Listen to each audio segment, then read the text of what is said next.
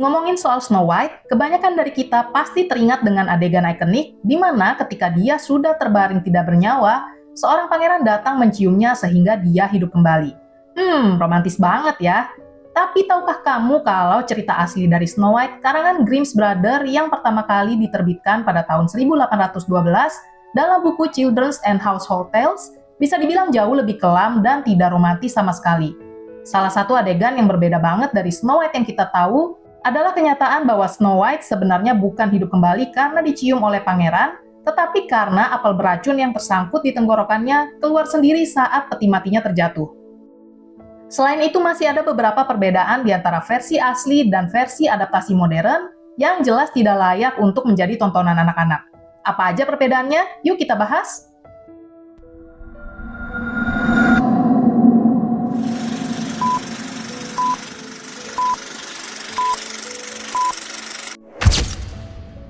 Suatu ketika di musim dingin, ketika salju berjatuhan, seorang ratu duduk sambil menjahit di depan jendela yang terbuka.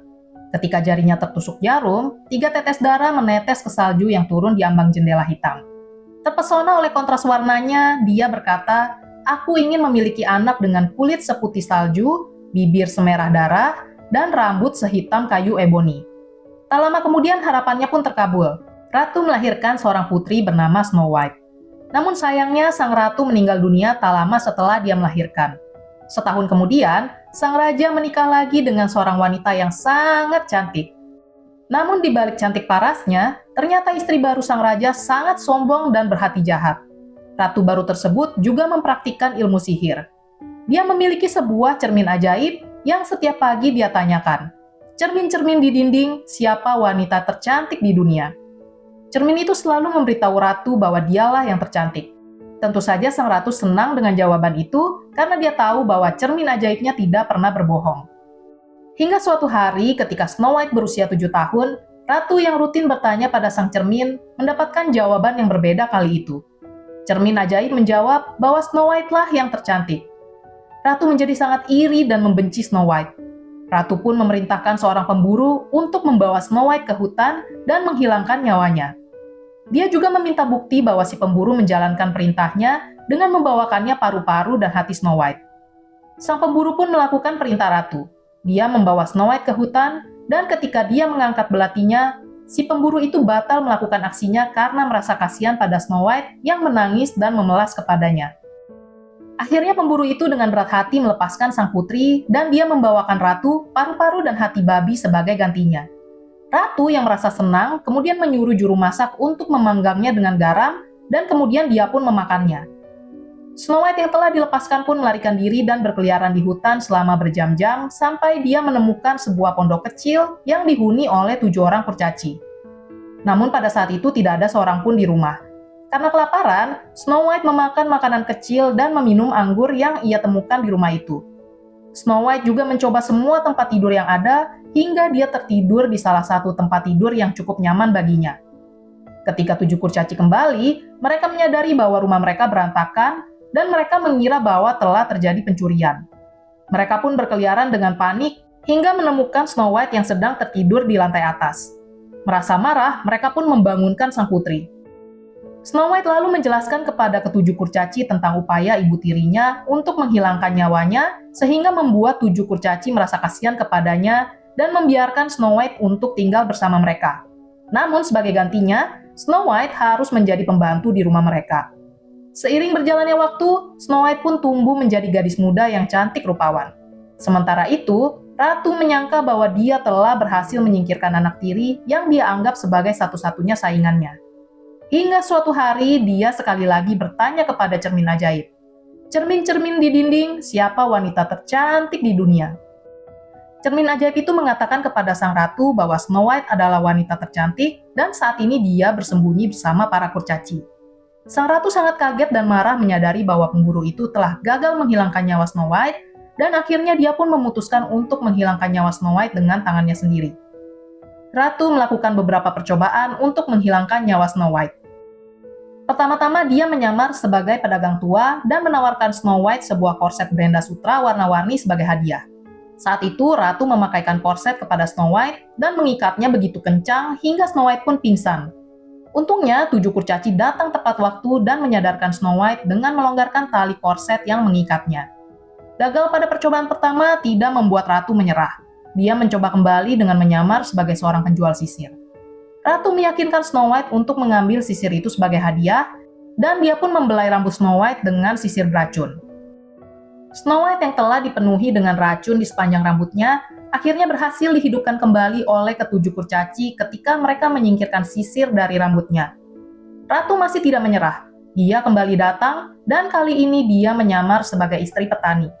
Ratu menawarkan Snow White sebuah apel yang diam-diam telah dia bubuhi racun. Snow White kali ini agak ragu menerimanya. Jadi sang ratu membelah apel itu menjadi dua bagian.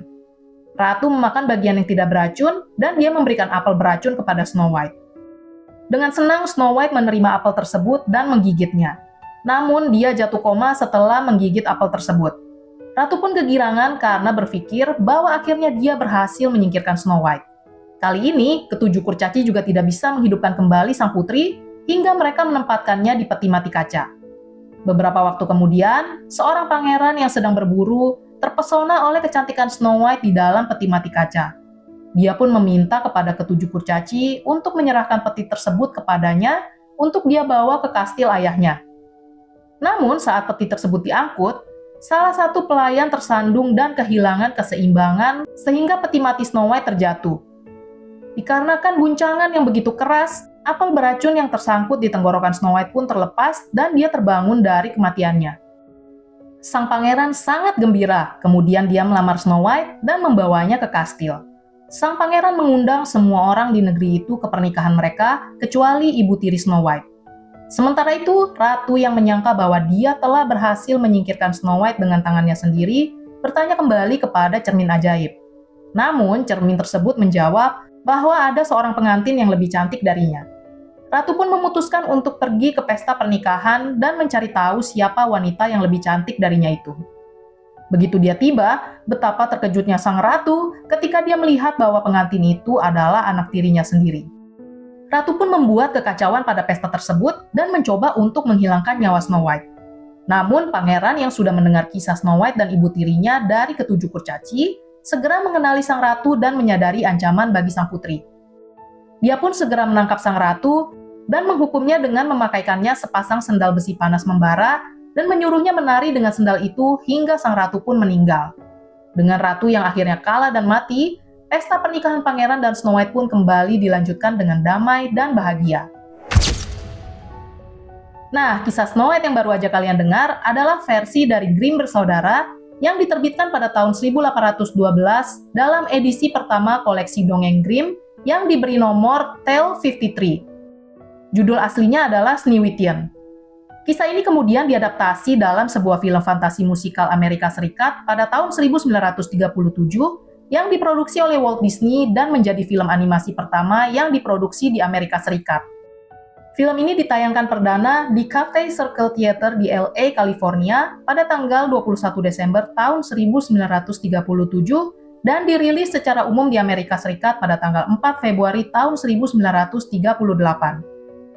Meskipun awalnya ada keraguan dari industri film, namun ternyata Snow White sukses secara kritis dan komersial dengan pendapatan internasional lebih dari 8 juta dolar selama rilis awalnya dengan biaya produksi 1,5 juta dolar. Film ini menjadi film terlaris sepanjang tahun 1938 dan menjadi film animasi terlaris selama 55 tahun. Tapi nggak banyak yang tahu kalau ternyata film ini telah merubah cerita asli dari Snow White itu sendiri. Walt Disney yang sejak kecil menyukai dongeng klasik, pertama kali melihat film versi bisu Snow White pada tahun 1916, dan dia ingin membawa kisah ini ke layar dalam bentuk animasi warna-warni. Sebelum Snow White, Walt Disney telah membuat beberapa film animasi pendek seperti Mickey Mouse dan Silly Symphonies. Namun, dia ingin membuktikan bahwa animasi bisa menjadi film panjang yang emosional, dramatis, dan berkelas setara dengan live action. Walt Disney yang sudah terpana dengan kisah Snow White sejak awal dia menontonnya, yakin bahwa cerita Snow White bisa menarik perhatian penonton dalam durasi panjang. Namun dikarenakan cerita aslinya sangat gelap dan kejam, Walt Disney pun merubah cerita Snow White agar lebih ramah anak, penuh keajaiban, dan mengandung pesan positif. Dia menghilangkan beberapa adegan kelam dan brutal, menghapus unsur kekerasan dan kanibalisme, menambahkan unsur romantis, serta memperkuat karakter para tokoh agar bisa diterima oleh semua usia dan menjadi lebih ringan dibandingkan versi aslinya. Berikut adalah beberapa perbedaan antara Snow White versi dari Grimm Brothers dan versi modern yang lebih dikenal seperti adaptasi Disney. Yang kita tahu, ratu yang ingin menyingkirkan Snow White adalah ibu tiri yang jahat. Tapi dalam versi Grimm bersaudara, ratu yang iri dan ingin menyingkirkan Snow White adalah ibu kandungnya sendiri. Kisah Snow White versi Grimm Brothers menampilkan sisi gelap dan kejam serta kanibalisme ketika sang ratu meminta pemburu untuk membawakannya paru-paru dan hati Snow White sebagai bukti bahwa pemburu telah berhasil menyingkirkan Snow White. Ratu bahkan memasak dan juga memakan hati dan paru-paru Snow White. Namun di versi modern, unsur tersebut dihilangkan. Ratu memang meminta hati sang putri, namun hanya sebatas simbol. Dan pemburu membawakannya hati rusa dalam sebuah kotak untuk menipu sang ratu. Di versi Grimm Brothers, Ratu melakukan 3 kali percobaan penghilangan nyawa Snow White, yaitu dengan mengencangkan korset, menyisir dengan sisir beracun, hingga akhirnya memberi makan apel beracun kepada Snow White. Namun di versi modern, sang ratu hanya melakukan 1 kali percobaan, yakni dengan memberi Snow White apel beracun. Di versi Grimm Brothers, sang ratu menghadiri pernikahan Snow White dan dihukum dengan kejam menggunakan sepatu besi panas, dan dia dipaksa menari menggunakan sepatu itu hingga dia mati. Namun dalam versi modern, sang ratu dikejar oleh kurcaci hingga ke puncak tebing. Pada saat dia berusaha menjatuhkan batu ke arah para kurcaci, dia tersambar petir dan terjatuh dari tebing lalu tertimpa batu. Salah satu perbedaan yang paling mencolok adalah cara Snow White hidup kembali. Di versi Grimm Brothers, Snow White bangun ketika peti mati kacanya terjatuh dan terguncang hingga apel beracun yang tersangkut di tenggorokannya pun keluar. Namun di versi modern, Snow White dibangunkan dengan ciuman cinta sejati dari sang pangeran. Selain itu, peran para kurcaci dalam kedua versi ini juga berbeda. Di versi Grimm Brothers, kurcaci tidak memiliki nama dan karakteristik khusus. Mereka hanya menemukan Snow White dan memberinya tempat tinggal sebagai imbalan untuk bekerja sebagai pembantu di rumah mereka. Sementara di versi modern, kurcaci memiliki nama, kepribadian, dan peran yang lebih besar. Mereka bahkan membantu Snow White melawan sang ratu. Setelah mengalami beberapa perubahan, nyatanya film Snow White menjadi salah satu animasi paling populer di kalangan anak-anak dan bahkan sudah diadaptasi ulang berkali-kali hingga hari ini. Kesuksesan Snow White bukan hanya di filmnya, namun juga penjualan barang-barang seperti topi, boneka, kacamata, dan berbagai merchandise lainnya. Sayangnya film live action terbaru Snow White yang dirilis pada tahun 2025 mendapatkan respon yang kurang bagus dan menuai banyak kritik, bahkan mendapatkan rating 1,6 di IMDb. Remake film ini hanya menghasilkan 42,2 juta dolar atau setara dengan 699,8 miliar rupiah selama minggu pertamanya. Jauh banget dari biaya pembuatannya yang memakan biaya hingga 269 juta dolar atau setara 4,4 triliun rupiah. Produksi film ini memakan waktu selama 6 tahun. Namun Disney membuat kesalahan karena pembuatan 7 kurcaci dengan efek CGI hanya memakan waktu 17 bulan saja, sehingga efeknya dinilai kurang bagus. Selain itu, Disney juga dianggap keliru karena telah mengubah kisah Snow White dari versi klasiknya. Versi ini menciptakan fokus pada empowerment perempuan, di mana Snow White diubah menjadi karakter yang lebih mandiri dan berani, dan digambarkan sebagai seorang pahlawan yang dapat menyelamatkan dirinya sendiri alih-alih menunggu pangeran datang dan memberikan ciuman penyelamat. Pemilihan peran dalam film ini juga menjadi perbincangan, bukan hanya dari segi fisik, namun juga karena adanya konflik kedua peran utama wanita ini akibat perbedaan pandangan politik. Rachel Zegler yang merupakan keturunan Kolombia dan Polandia memiliki kulit lebih gelap dan dianggap tidak sesuai dengan penggambaran tokoh Snow White yang seputih salju. Ditambah lagi, pemilihan pemeran ratu jahat yang dimainkan oleh Gal Gadot juga dianggap tidak cocok karena kebanyakan orang beranggapan mengapa tokoh ratu lebih cantik dibandingkan dengan tokoh Snow White. Selain itu, Rachel yang membagikan pesan terima kasih kepada para penggemarnya di X menambahkan sebuah kalimat dalam postingan yang terpisah. Dan selalu ingat, bebaskan Palestina.